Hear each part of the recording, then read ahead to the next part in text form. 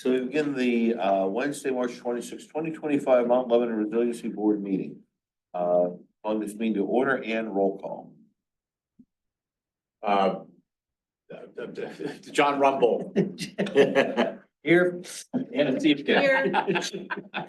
Grace. Here. Bill. Here. Eric's here. Frank's here. Jeff's here. Who's here? John Vogel's here. Lynn Lindley is here. Carol Tropin is here. And Linda Tobolewski's here. Okay, we're all here. One more. One more. What's coming? Hey, Chuck. Hey, guys. We had chair. Bring a chair. Why do we see? Mhm. That kind of party. These we in here. Yes. Goodness. Sorry. I guess we're full capacity. Okay, so we have the meeting minutes from last month. Any comments on that? If not, will someone make a motion to approve the minutes? Move to approve the minutes. Second? All those in favor say aye. Aye. Opposed? All right, minutes are passed. Citizen comments, seeing nobody here, is anybody online? We do have two attendees online, Laura Lewis, she's our public information officer, and then it's like John Reagan says, no microphone in their name, so I guess. Like no comment to me, I'm not sure if they have comments, so. All right. Next is commission liaison report. This one always sneaks up on me.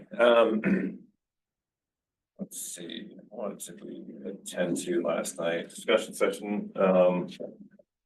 Eric presented on the Activate Uptown plan and where that stands. There's a second public meeting not scheduled yet, but looking at what we want to do in terms of Parks Way and Clearview Commons, the portal down to the T station.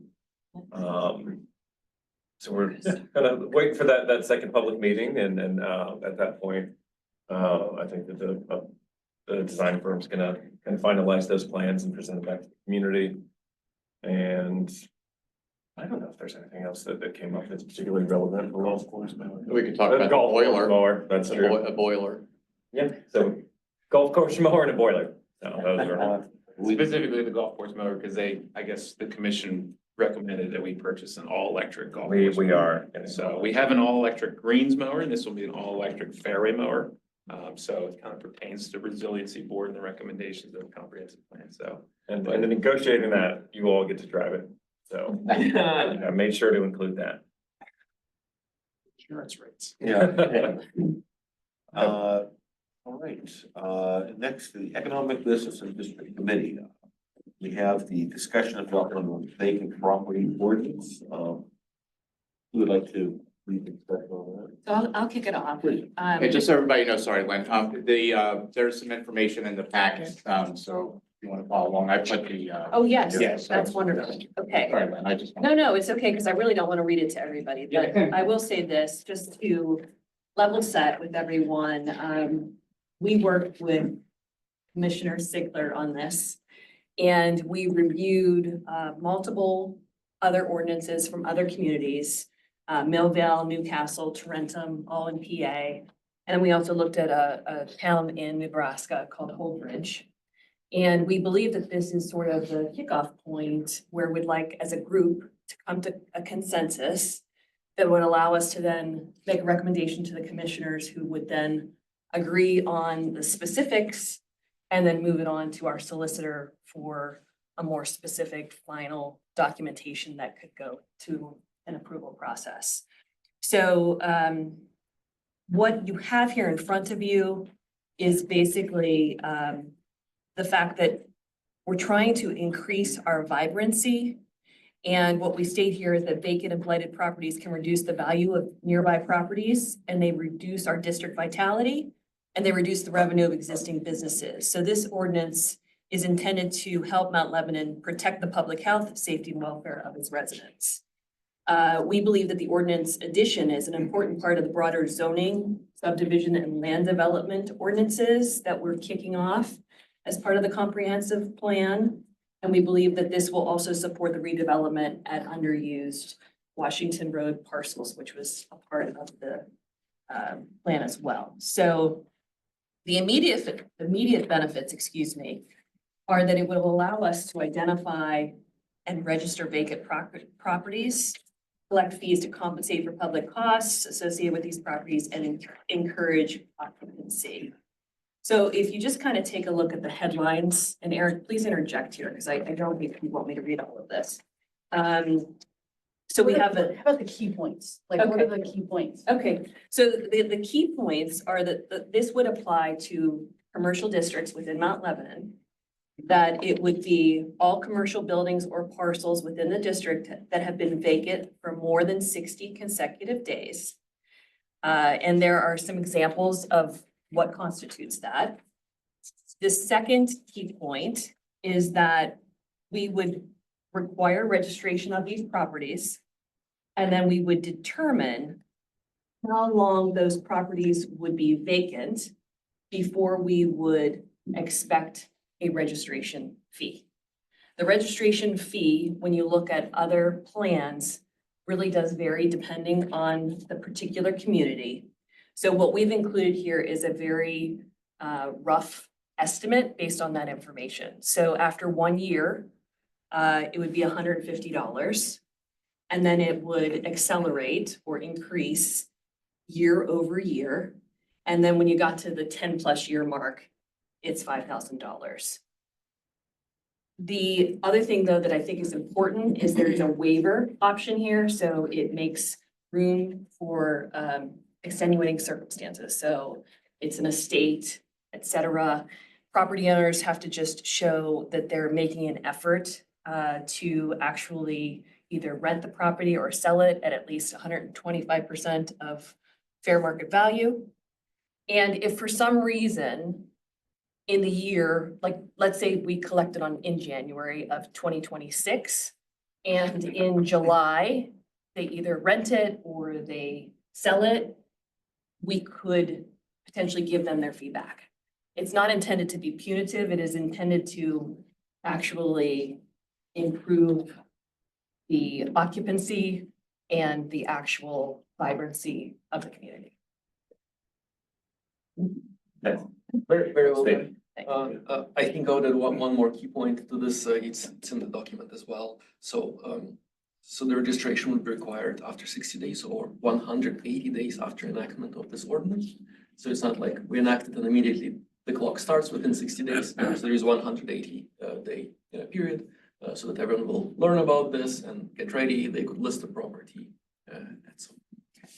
Yeah, and just to be clear, again, the building's being actively marketed. So again, this is really looking at what I'll term as chronically vacant or problematically vacant properties, not just business went out, right? So, Agreed. and that's clearly defined here. I think you were gonna pull a list of how many there were? There's one. There's only one property that currently qualifies? Well, or maybe two. So for the ordinance, there are more vacant properties than that in Mount Lebanon. In the commercial districts that would fit under what was just described, there's actually, really arguably maybe one. Okay. So I thought there were more vacant buildings than that in the Uptown district. There are buildings that are vacant that are currently being renovated, they're actively being marketed or leased, or there's an organization that is working to revitalize that property. So utilities are on. Again, there's people working diligently to renovate a particular property. Okay. Our understanding in the comprehensive plan, though, was also the property across from Pamela's. So there's no building there, but it's a. The developers have been coming to land use meetings. They were actually just at the planning board, and there's a development plan that's being discussed. I mean, actively discussed. So it's not sitting there fallow. So how do we, So but properties, you could also, they're structurally speaking, there's one that I would say exists. And then in terms of property, if we're talking vacant land, there's another parcel on Castle Shannon Boulevard that's vacant, clearly vacant. It's a develop-ready pad. But in terms of a structure, really one. So can we talk about a couple of definitions, vacant, how do we know what's vacant? I mean, if I put a desk in there and I show up, I'm only gonna use that office once a year. Is that vacant? And what's visible deterioration or lack of maintenance? I mean, are there legal definitions for these things? So, and the other examples, for example, there where utilities are on. Now, it might be And that's- heat, so it that's pretty doesn't freeze, yes or but no. yeah, Yes. or do they have water? And yeah. And they have some means of, keeping the utilities on. So, but the others, I'm just kind of questioning, and I'm not questioning the desire or motivation of what we're trying to do as much as trying to understand, like, people don't get snagged in things that they shouldn't get snagged in, or they can't game it. Right. In reverse. The gaming, it seems like an important thing. So how do you define, vacant? How do you define visible deterioration? I mean, like if you, until I repainted my windows, they were peeling a little bit. So I, now, now it's a residential property, it doesn't qualify, but I'm just concerned about definitions that leave room. Well, usually what happens, this is anyways kind of parallel to code enforcement actions that the municipality would have.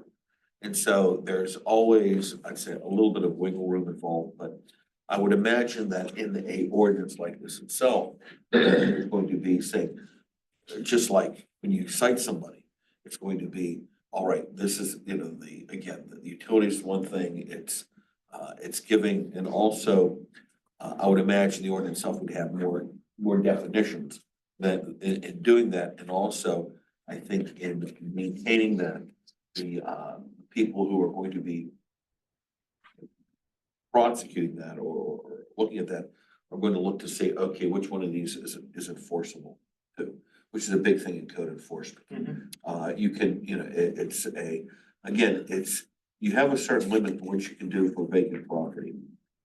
If it's just someone just leaving it like a shack in the middle of Nebraska, that's, the wind blowing through and things like that, then it's one thing. But if it's something where someone has a building and they're trying to market it, or they're not having luck in it, then that's something else. Again, some of it can be a little bit vague, but I think the whole idea is you don't want to have something on Washington Road where people are having a building and they're just saying, thumbing their nose at the municipality for whatever reason, saying, I'm gonna let this place, look like a piece of crap. Right, and we don't want that. And I guess maybe it's because this is merely these are guidelines. Right, we're trying to And paint this a would go broad to the brushstroke commission. here, but then Okay. when it gets to the point of, when the city solicitor goes to write it up, we'll get very Okay. specific with all the details, but what we're trying to do is put together something that we support. So, yeah, that'll all get spelled out. There'll be very clear definitions of what exactly means vacancy, what exactly means deterioration, so that so that we're really clear. But right, I do think there's more concern with gaming it than there is of the other side of getting people that are not in compliance just for temporary, like that's not really much of the issue. Yeah, and really what's very easy to do is, sorry if I'm pontificating, Not typically. but it's very easy to take something and say, well, this is wrong, that's wrong, this is wrong, and therefore, how can we do anything? Well, that's not what we would approach this. I think what happens is we'll work with the solicitor commission as far as how we want to set the outlines of it.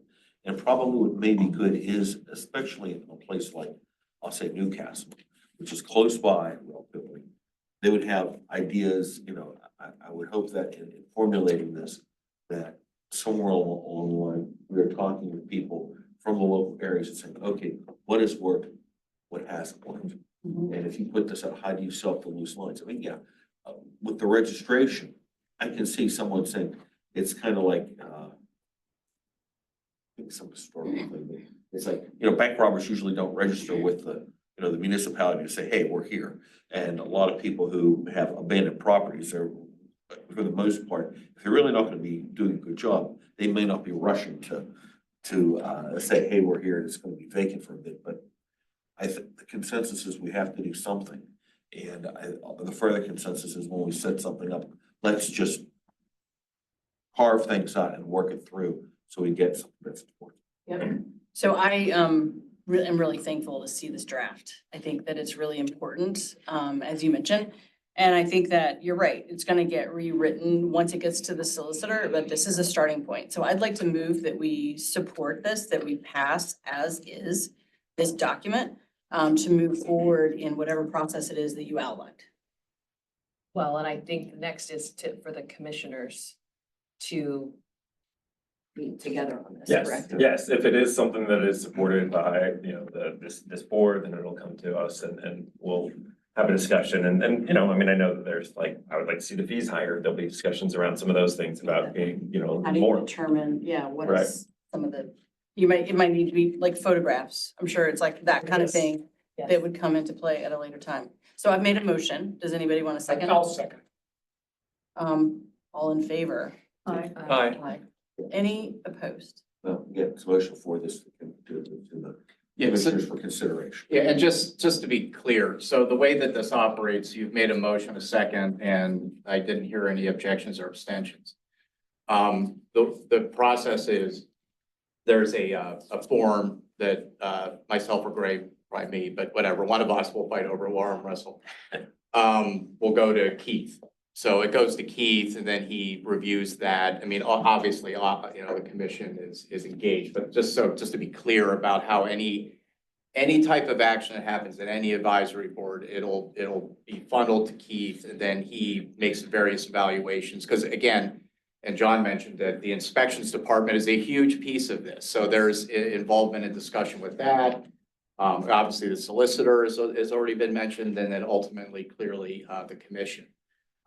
So then would Keith would say, okay, this is worth pursuit, then it goes to the commissioners, or it has to go to the solicitor before it goes to the commissioners? Keith will make that determination. Okay, because it seems like we want the commissioners to see it as a concept. And then they would be telling Keith, Right. this is the concept that we want to support, That's the, move the staff forward. that's yeah, I mean, in essence, right, if the commission says we want, the staff has to, in essence, figure out how.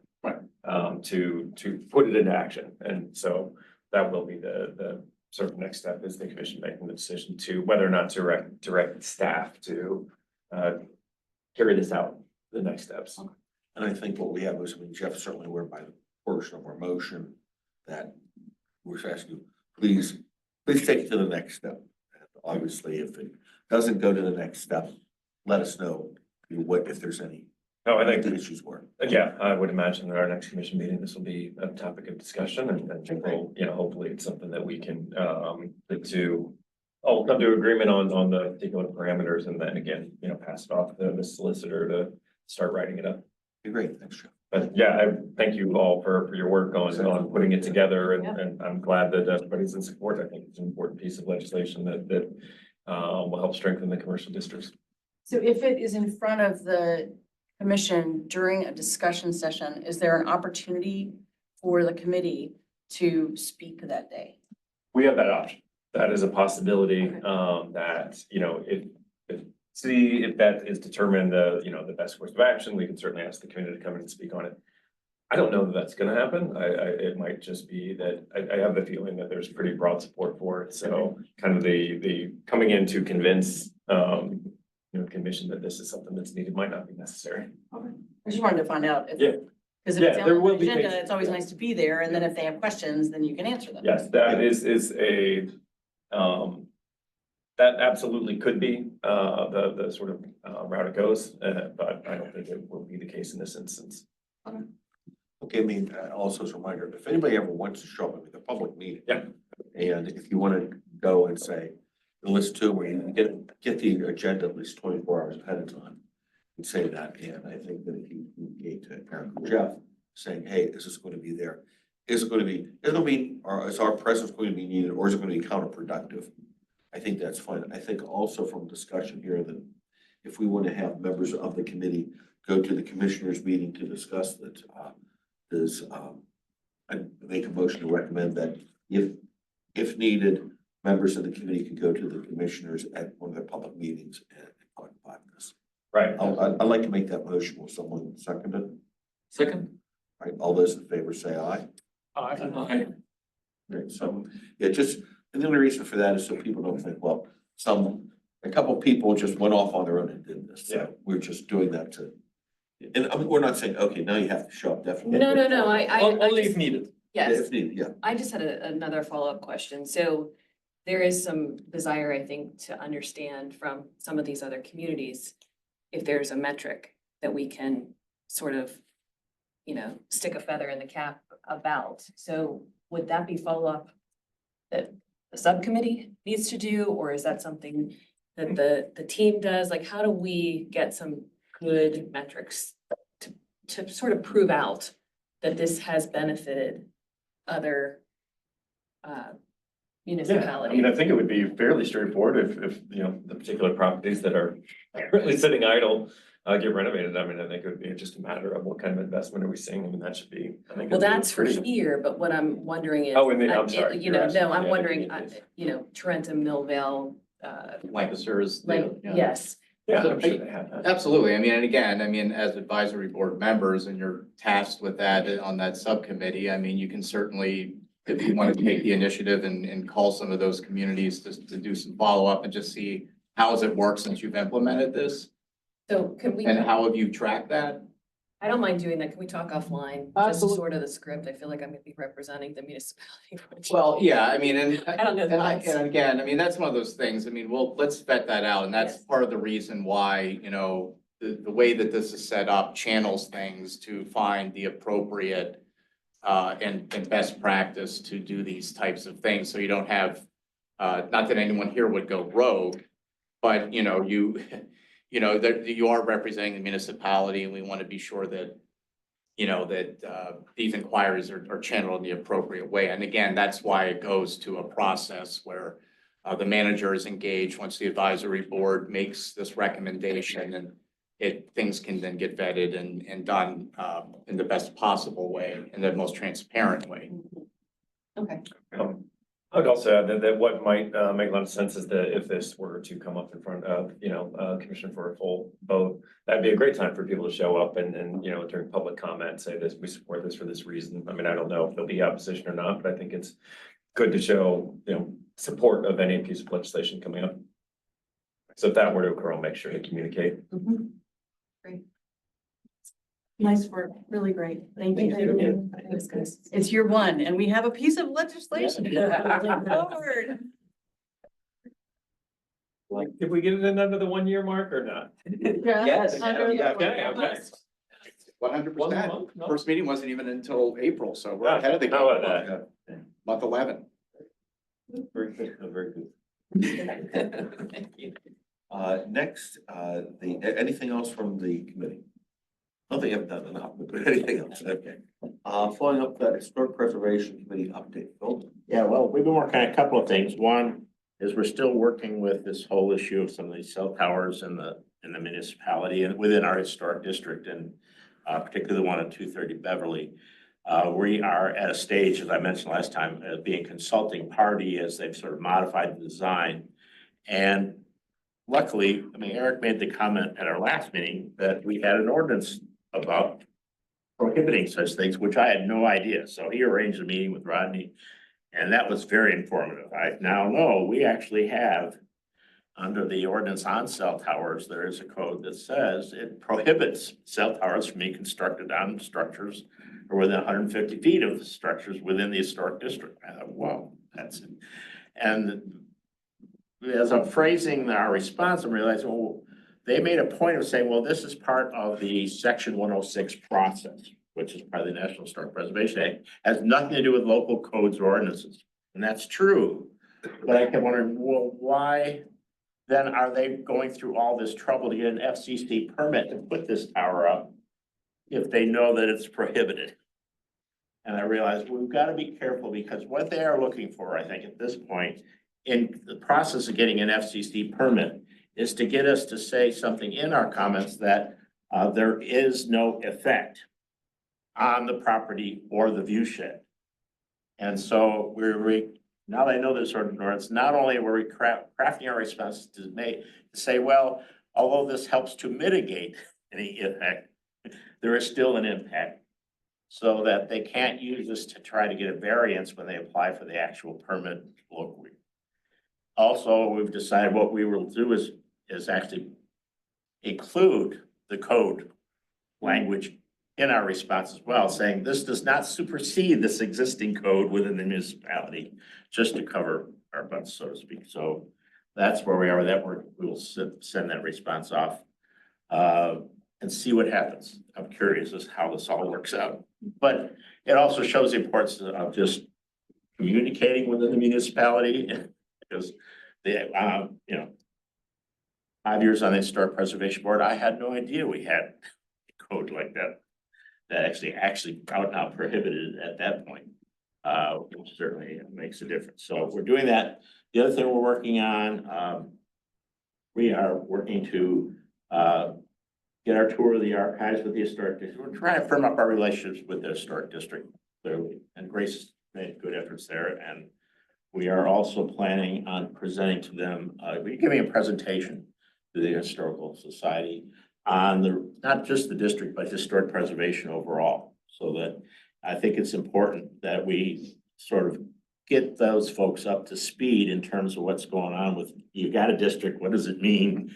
What are the historic preservation regulations, what we can and cannot do, and what is their role in the whole historic preservation process? Because an historic district or historic society does indeed have a role in the regulations for the National Historic Preservation Act. So that's Phil, where can anyone else attend that?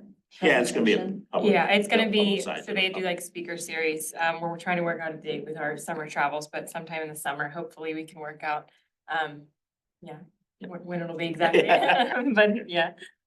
So And it's great, the Historical Society's really had a renaissance. I mean, it's always been very active and done some great things, but looks like there's some new people on that board and there's some new energy and some different ideas, and so a good opportunity. that's my report. Good job. Also, within a 1 year deadline, so. Which, the next is the, Sustainability and Local Ecology Committee. So Chet and I have met over the phone, and we actually have a meeting that we're trying to set coming up in a couple of weeks. It just got postponed, so we're working on getting it together again. So for our next meeting, we should have more of an update. Great, thanks. The other thing I'll just remind folks of is that at one point, we talked about we're a committee of two, makes us kind of small. And there was some discussion we had about this idea, we could ultimately recruit more volunteers. Oh, right, Anna right. brought, a volunteer to us, which was great. But, she has, especially in one area, we haven't worked in that area so much. We would like to have more help, but we weren't gonna run off on our own. And so I think we talked about this idea. I'm glad to see Laura's with us or was with us. This idea of working with the township, with the administration on a process for that. We weren't gonna just go out on our own. So I just kind of like to bring that back up to the thought process, that we really could use some more help and more input for the committee. Yeah, I'll absolutely, that was one of the things that we talked about on our call, we need to have, when we have volunteers, so the whole reason that we went to this 5 boards was so that we sort of stayed in scope.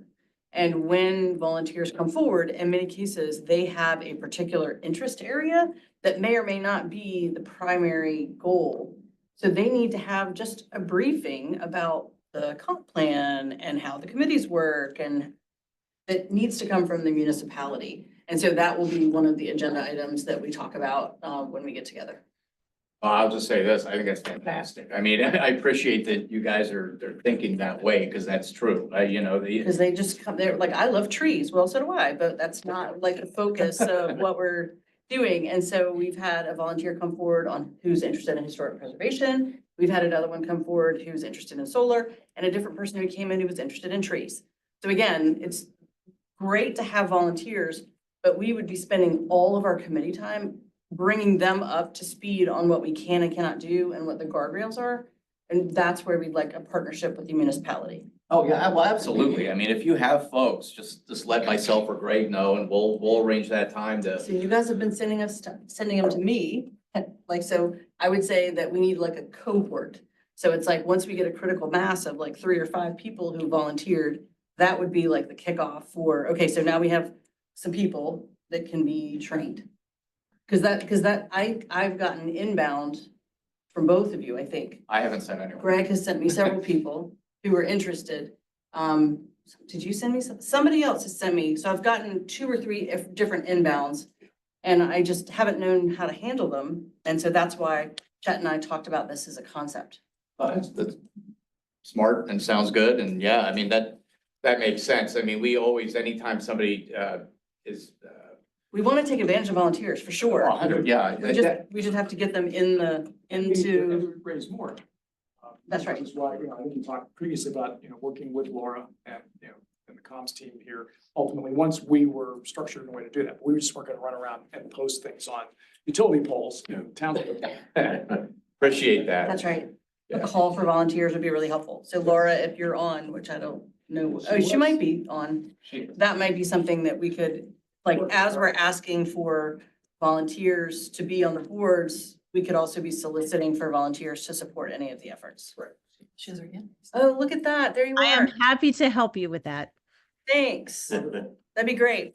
They need the Ian training. That's what they need. Sorry, dog. Thank you, Laura. You're welcome. My dog's having a.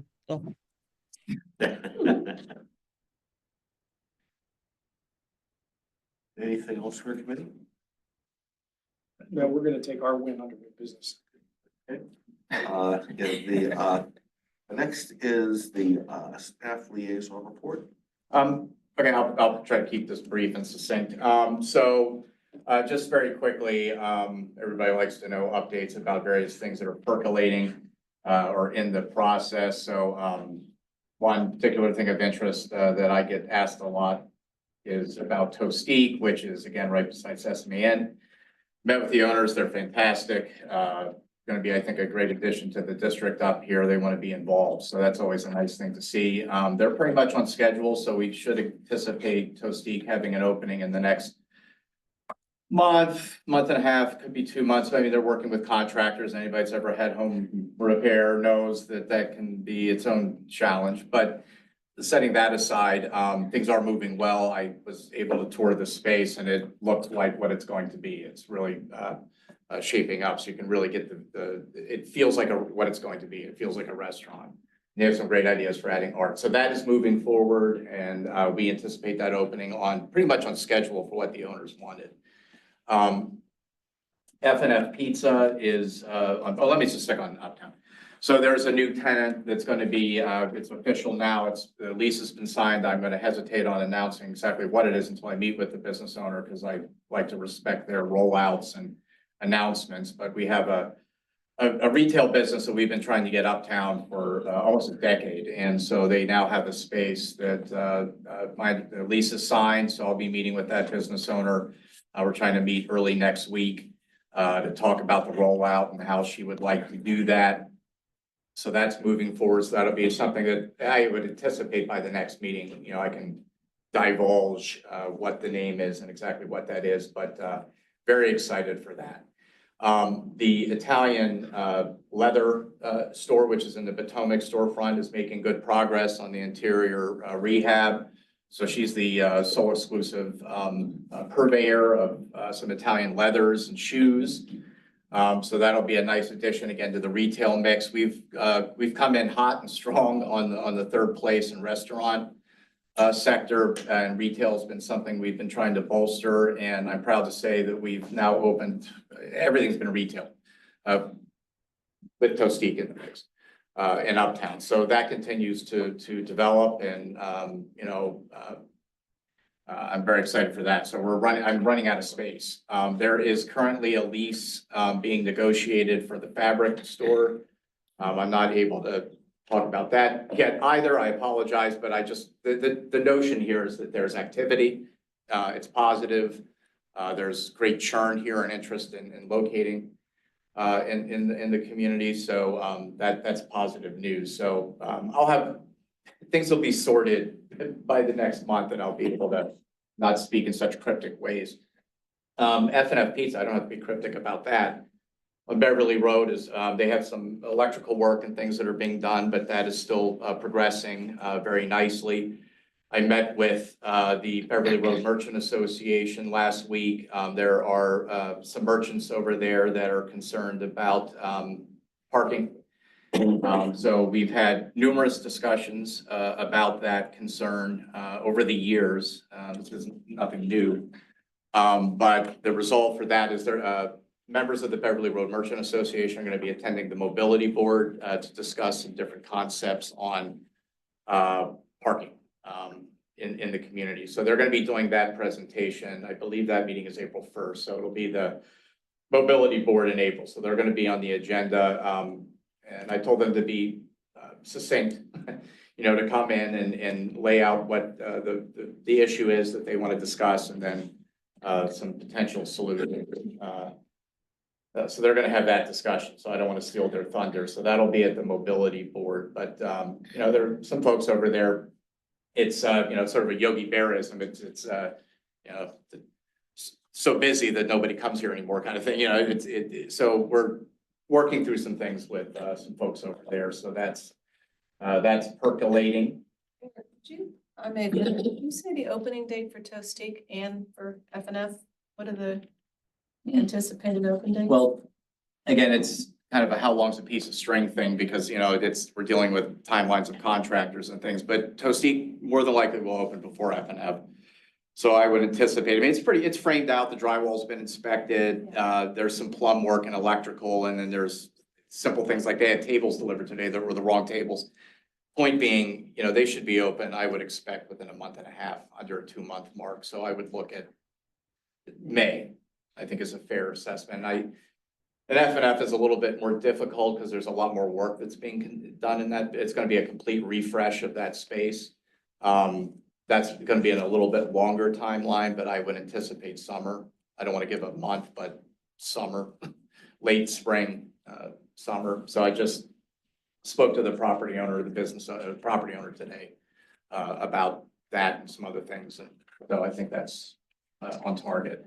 The West Banco is also vacant, but there's some good interest in that too. And the property owner is, we've had numerous conversations and, I sent one lead over there and we'll see where that goes and some other things. So there's, I don't have anything to announce on the West Banco, but the F&F summer this soon.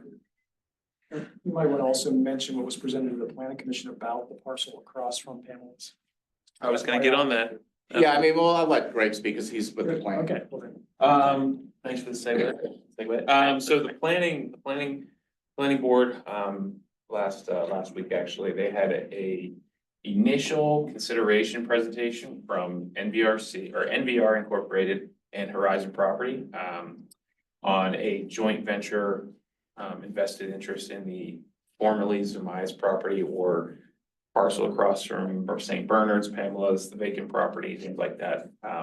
Many known aliases. But they came in for an initial consideration, presented a draft concept plan, and it got some feedback from the planning board. So potentially looking to see in the next couple of months, Is it residential, commercial, mixed? It's a residential. They're draft proposing, because again, nothing is set in stone. This is all initial consideration, but 2 multifamily apartment buildings or condo buildings, and then 4 townhomes along Kenmont along the back. But the 2 residential multifamily buildings will be up on Washington Road. So that's about it for. Yeah, the massing is 4 stories approximately. 4 stories. It's three, I think 3 living spaces and then the first story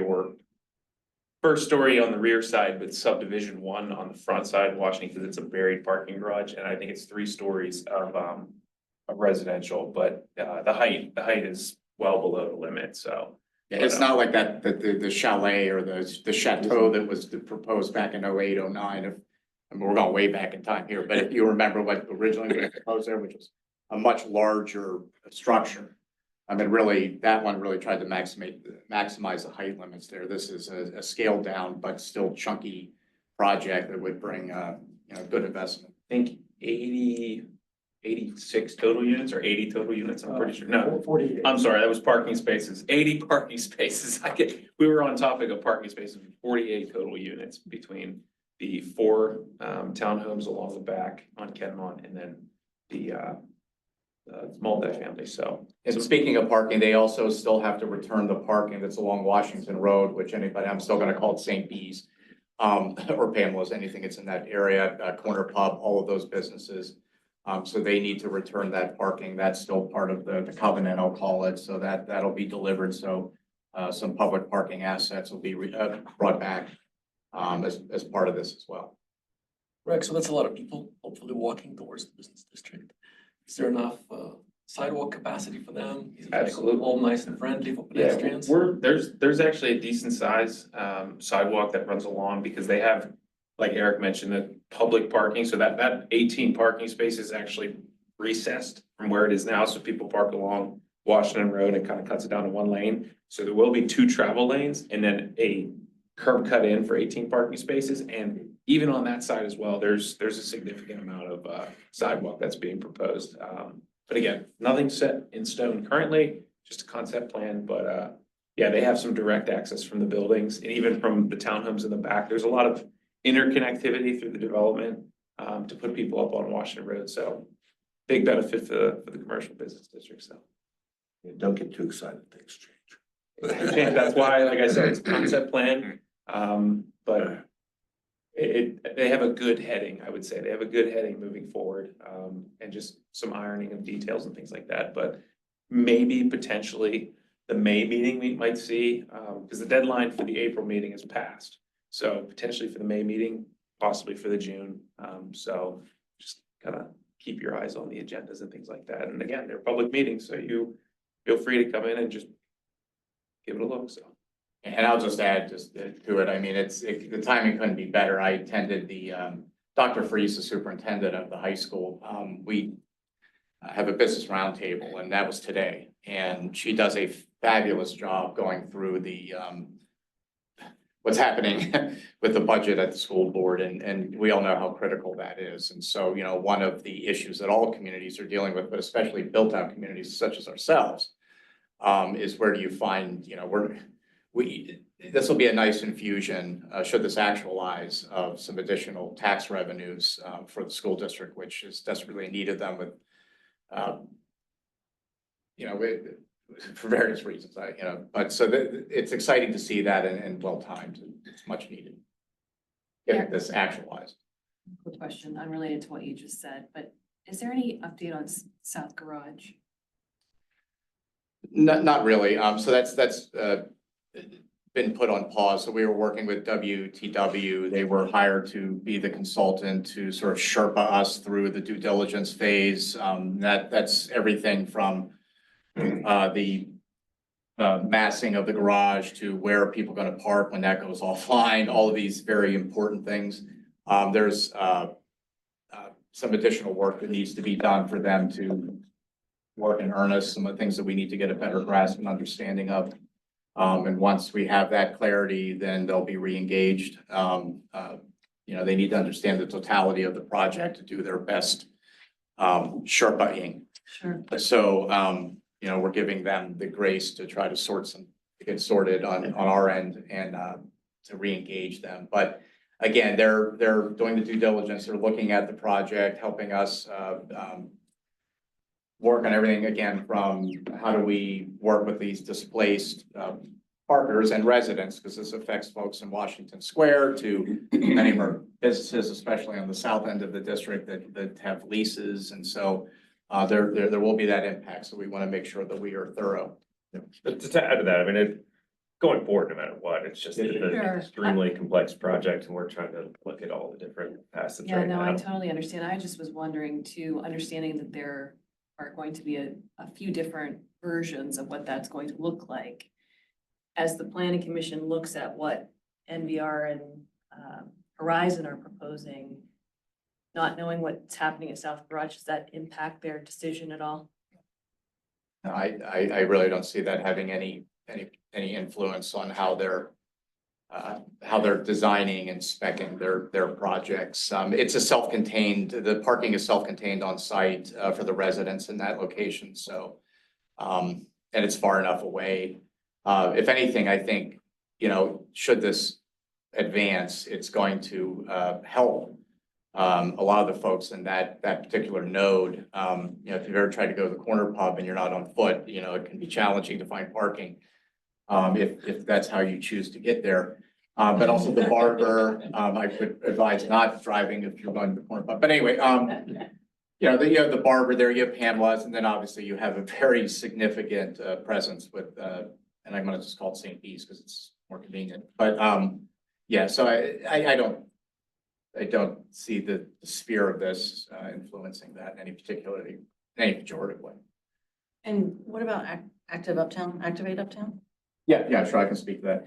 So I did a presentation last night, really just more on process and where we're at. So I mentioned in previous meetings, sort of where we pin things, and where we're pinned right now is the steering committee has reviewed various conceptual renderings from the survey, public meeting, steering committee feedback, on and on. Some commissioner feedback, staff feedback, so forth and so on. The next step is the second public meeting where they're going to show those for additional public feedback. I don't want to pin a date, but more than likely it's going to be April 29th, which I believe is a Tuesday. This is not confirmed. We'll be sure that everybody's aware of that confirmation, but I'm about 90% confident it's going to be, maybe even 95. That April 29th, there would be a morning session here at 8 a.m. We do one in the morning for folks that's better for them. And then we'll do an evening session at Howard Hanna beginning at 6. And at that session, it'll be an open opportunity to review the boards with Pashik, the subject experts, various members of the steering committee. Obviously, I'll be there. So folks can provide that feedback and reaction to that. Again, some additional refinements, and then we're going to be essentially closing out this project shortly thereafter with a presentation. I'd like to have a presentation here, as I mentioned at the last meeting, but obviously with the commission. And something I want to I said it before, but I want to keep emphasizing it. This is a high-level conceptual plan. This is not schematics. So what we get from this is a sort of a direction, a roadmap, ideas for the commission and the community to chew on, and how we want to advance various elements of this. Some are going to happen sooner than others. There are some that, quite candidly, I don't foresee happening for a number of years.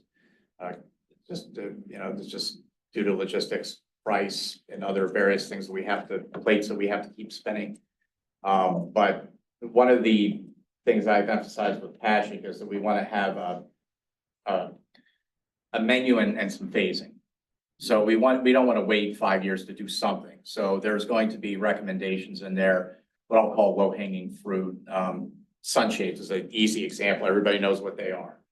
And we have a need for them in a couple of our nodes. So the clock tower area, if you've ever been to East End Brewing at a certain time of day, bring some suntan lotion. It gets blasted. So that could be one example. Some of the public art that you're going to be seeing, the partnerships, GoBo public art piece is going to start to be implemented, but we're also looking to draw some of that into the stairway. So there's a lot of pieces you're going to be hearing about that we can implement within as early as potentially even this year, and moving into next year. And then some others will take a little more time to assemble the necessary schematics, engineering, and various things, go through an additional public process on it. But what this will do will, again, sort of give us a map of where we want to go. And so we are strategically advancing.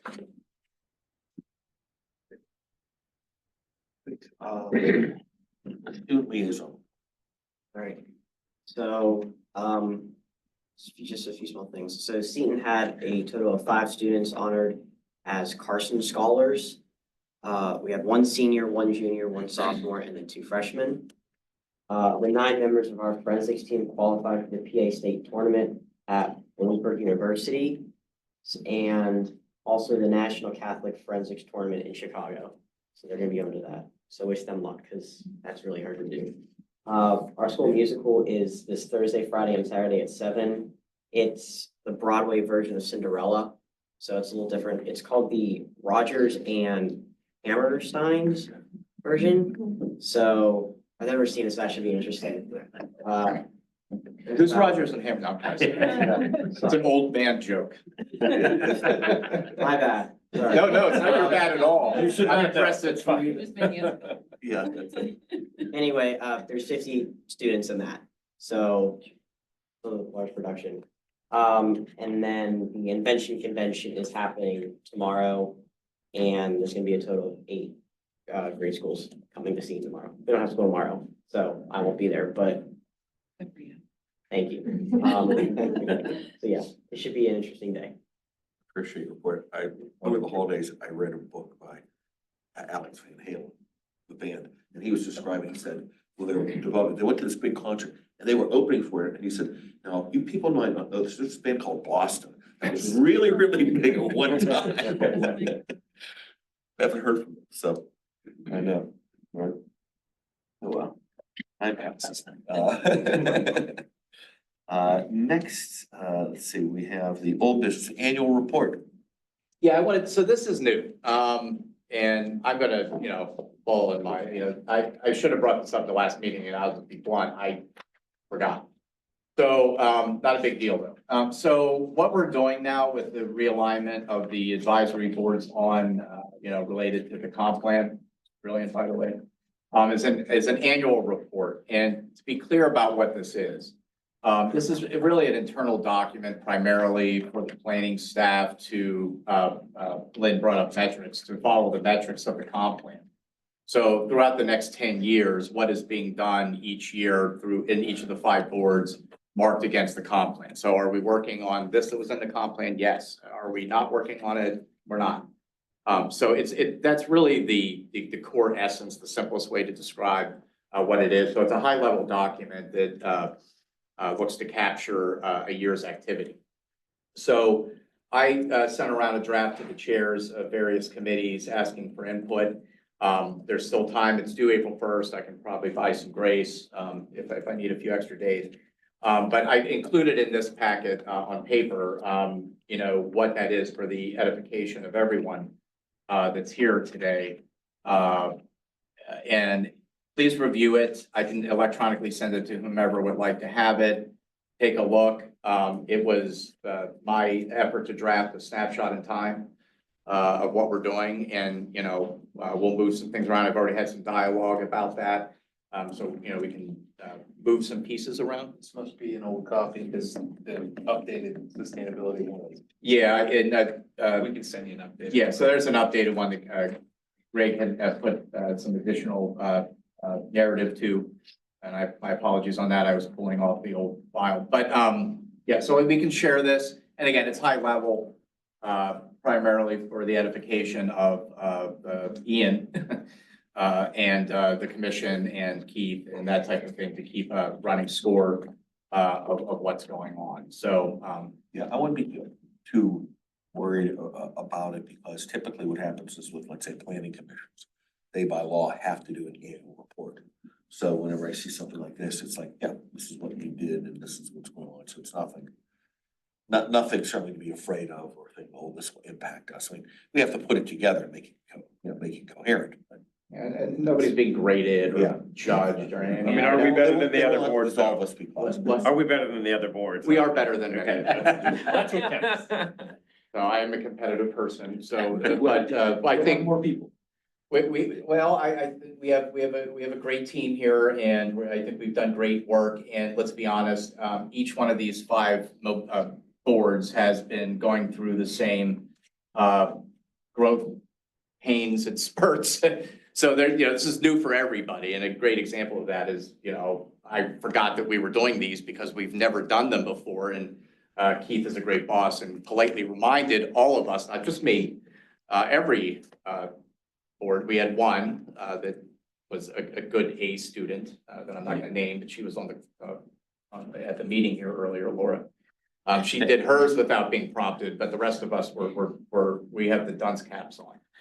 So, but that being said, I wear the cone hat, you guys don't, and, but we're gonna get it done. So I can share this, please, forward to me any thoughts that you have or anything you feels, you don't think is represented right, or, this is a work in progress, it's fluid, and, but we'll get it wrapped up, in time. But I want, so next year, I think what we're gonna do is this will be pinned. And, I think what we'll do next year is that, there'll be advance notice, and I'll probably reach out to the chairs to start this process January, February, and then, then that way we're not in, not in that circumstance. So that's really all I have to say about it. So, take a look at it, shoot me emails, call, whatever you want to do, and we'll get it taken care of. Our next election of officers. Yeah, so this, so we elected officers in May. So what I'm gonna just stay on that schedule. So there'll be I don't want to call it a reorganization, but there's the opportunity if folks want to chair. We have 2 leadership positions, the chair and vice chair, I think, what we have. So, there's that opportunity to discuss that. At the meeting, I can say that anybody that was up for, there were some folks that were to cycle off, you're not. So everybody that asked to be put back on was put back on, which. So their term ended, but they were reappointed. They're reappointed, yeah, so I don't want to give too much away. You're gonna get a letter in the mail. But let's just. Pretend we didn't know. Yeah, you didn't know, so you didn't hear this. Act surprised. But I mean, it was voted on last night, so it's public, so, I'll just leave it at that. So if you want to do that and discuss that, I would probably maybe work with the chair and copy staff liaisons and Jeff, but that's for you all to arm wrestle over. Anything else on that? No, I was just gonna say time check. We have 5 minutes. Well, this is important. We need this for. I know, I want to get to this. That's what I'm saying. Okay, the next thing is the new business discussion of making a recommendation to the commission to proceed with the joint power purchase agreement on the installation of solar panels on municipal facilities. So I can kind of touch on that a little bit. I think I mentioned a little bit last meeting on it. And Eric included in his email, there was a presentation we did to the commission about kind of what this project is enticing and things like that. But it's kind of in that, I don't want to say legal phase right now, but the solicitors, multi-municipal, all the solicitors are kind of coming together and ironing out some legal things. Primarily the overarching agreement, and then we actually kind of get a little specifics with each municipality, each facility that's being installed on has nuances to it, different roof structures and things like that. Specifically, like with our parking structure, or I shouldn't say parking structure, the canopy structure, if there's something that we could do that potentially leaves an option opening for an installation or ease of installation of electric vehicle charging stations at the academy lot. So there's just little nuances and things like that. So I think the next update to the commission will kind of be the yes or no stage. That's kind of what we're eyeing it up as. And I think maybe a timetable is summer, like kind of stealing a page out of Eric's book. I don't want to give an exact date, but summer, it just kind of, the legal process can be a little extended. But pretty much I would say the board what we're asking for the board to recommend is just, have the commission proceed with this. It makes sense, or whatever the board would like to put into a recommendation, and just kind of have the commission proceed with joining and agreeing to the power purchase agreement. And then after that, we'll obviously give updates as we go forward. So I have a couple of comments. So Chet and I were talking about this also this week. So I'm, of course, supportive of solar because of my background and my interest areas. I did want to note in the comp plan that I found this power purchase agreement related work. In the survey of Mount Lebanon residents, it was ranked 12th out of 17. So not even in the top 10 things that people care about. So just want to put that out there in terms of like what kinds of input you might get or what we have seen from this. I'm not sure if this is statistically significant, but I know that we did ask people about this. And that it's listed as like one of the lower bullet points in terms of continue going down this process. So I just want everyone to be fully aware that our community may or may not be as supportive of this as we are. So I just want to kind of put that out there, even as I am supportive of what you're doing and have seen it and been reading about it and what we've talked about in terms of the comp plan, because it does fit. It certainly isn't at the top. It is like the lowest bullet point in the climate action, carbon neutrality section. So I just want for us to be fully aware that not everyone feels like we do. I watched the presentation and just keep in mind I'm ignorant on the topic, so keep that in mind as I ask this question. What I looked at was it was I think in the bottom right-hand corner, and it showed the savings, the cumulative savings and how we would realize it by year. So from an outsider's point of view, the cumulative savings by year 10 was just under 60 grand. And you didn't get that full 450,000 until like year 20 and 25, which feels like a very long time to wait. So here's my question. No, pretty normal. Is it normal? Pretty normal. Okay, well, that's good to know, because I don't. And someone asked the question that at the meeting as well. Is there any ability to change the term on the contract? Because 25 years feels like an eternity.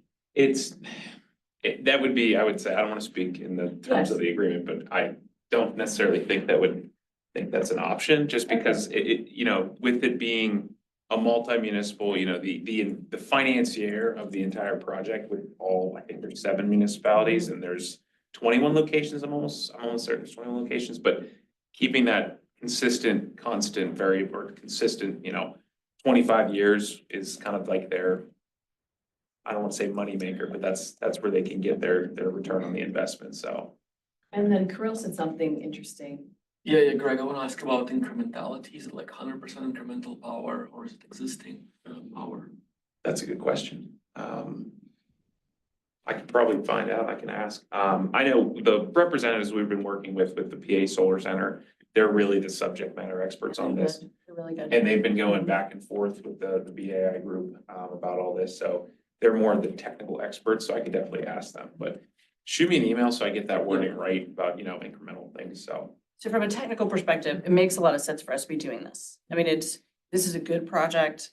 I'm sure the terms are good. I have not watched the presentation, but kind of knowing how the municipality has come together with these other municipalities and knowing that the PA Solar Center and Sharon Pillar have been really involved, that gives me a really high level of confidence. A question that I have, and Laura is maybe still on, how are we educating the entire community about what we're doing and why? Because that is going to be a really important part of this as they start seeing solar come online, because they might see it as competing with other things that they care more about. And we want to explain to them why this is so important. For sure. Communication plan needs like a strategy for how we're getting it out. And just kind of like a short, quick justification on why we did this as well. I don't want to say it necessarily kind of came about luck, but it was just kind of something the Solar Center, this is their first initial municipal solar project. They did a couple communities, they've done some school, I think the school one as well is relatively new, but the municipal one was kind of, I would say they're preliminary, especially in a partnership with Connect.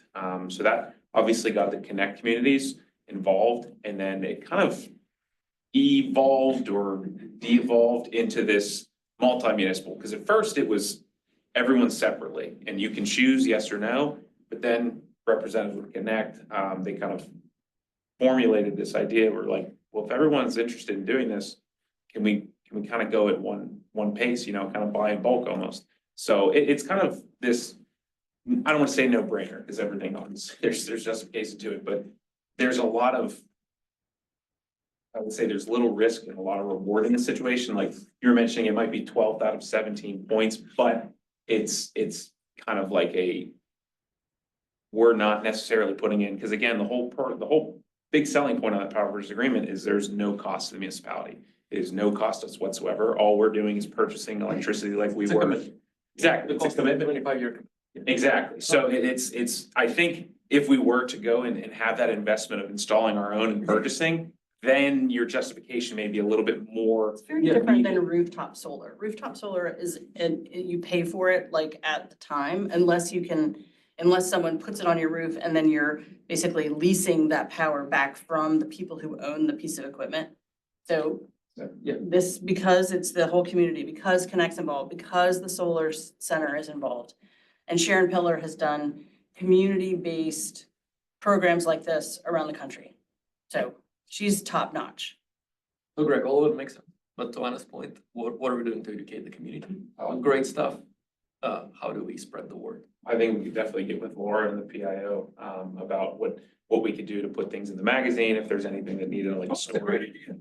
Because we've done, I think there was an article on our website about the library solar when we had that installed. And it's separate from this, obviously, like we purchased those solar panels, those are ours. But this is kind of like maybe a next step in saying, this is why we're doing it. This is a no-cost option to the municipality, and it's not gonna increase taxes and things like that. So I think that's something that we can meet with the PIO and talk to them about it. So, but I think it would be a little bit more needed, because I remember talking with Eric Robb with Connect, that he said potentially the end of this year is when we start seeing things move. At the end of this year is when we start seeing things move, because if agreements are in place mid-year, it might not be until 2026 until we start seeing construction done. So again, it's just timing. When you have more, I would say more cats in the herd, it's difficult to herd them and things like that. So we have, I think it's 7 municipalities, I'm almost certain, I have to double check, but there's a handful, and Bill Weiss, our solicitor, has been doing a great job. I mean, he's just been, from what I've heard, a superstar and really kind of leading the charge with the solicitor roundtables and things like that. So, but stay tuned for more information and. So for next step, sounds like you want this group to watch the presentation and read through your PowerPoint probably. Yeah, that'd be great. And if you want to postpone making that recommendation, or if you want to make the recommendation tonight, it's just a recommendation that the commission proceed forward. There's still going to be a lot of back and forth with how the commission, ask questions to the consultants and things like that. But It's a municipal initiative that you've already undertaken. So why would we also need to push it forward? Is it just an endorsement? sort of, yeah, I want So to. then we would need a little bit more information, just like to see the presentation, to read the materials. I know you sent them out, so we can look at what you've sent. Is there any issue if we delay till the next meeting? Or we could vote electronically in between? No, I think next meeting. We can't. We can This is a move meeting, this, it's a we can sunshine move law. this Okay. new business item to old business next week or next month. And again, like I said, there's not really anything that's happening currently. But it's really just an endorsement to make sure that the Resiliency Board is on board with what the commission's thinking about doing. So, So we don't box up anything if we table it. no, not at all. If we really have to push on something, you can get a consensus and then we would ratify next week, so. Sounds like, seems like, because I saw the one email and it was like a presentation, but it was like a 2-hour YouTube. Yeah, so it started at 2.5 minutes and it went till about, I think, 17 minutes. Okay. It's the entire discussion session. Yeah, I saw that, it's like, dude. That's first word when I get on and No, it's about 50. then I realized, no, this is the whole So discussion. I'd love to watch it. So if you don't mind letting us table it and we can talk about it in April. Yeah, no problem with that. All right, yeah, fine. Yeah, it's got. This is another reason why I would- If we were moving forward with all this, I was like, we should get this to the board soon, because if we do come back, let's say the commission sees this contract in May, and they proceed with it, and then we don't want to do something retroactively, so I think tabling it is completely fine. Anything else under new business? Well, one thing this is, again, I'm making all kinds of mistakes. I'd like to introduce Jen. Jen has joined our team.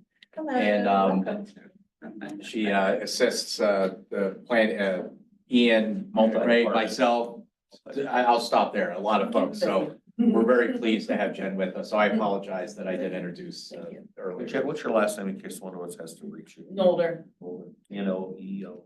NOLDER, older with an N in front of it. And she's been CC'd on some stuff too, so you'll see her, I'll be Greg and I, all of us will be CCing Jen on stuff, so. Board. And, let's see, next meeting, April 23rd, 6 o'clock. Zoom component. Someone make a motion to adjourn? So moved. All those in favor say aye. Aye. Thank you. Thank you. What's next?